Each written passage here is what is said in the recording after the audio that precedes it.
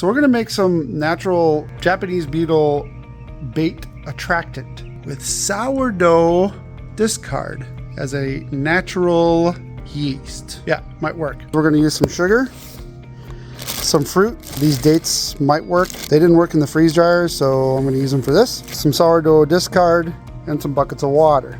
Okay, so we took the dates, the sugar, and the natural yeast from the sourdough discard and mixed it up with some water, and we're gonna let it ferment, put it out in the yard and see what we can catch. So yeah, that works. I need to put a different cover on to trap more of them in there. I just wanted to see if it works. So you can definitely use sourdough discard, a fruit, a sugar, and water, and ferment your own lures for flies and Japanese beetles. Win! Now to fish them out and feed them to the birds. Why are we using a natural bait? Because we want to feed them to the chickens. And I don't want any of those chemicals being ingested by the chickens.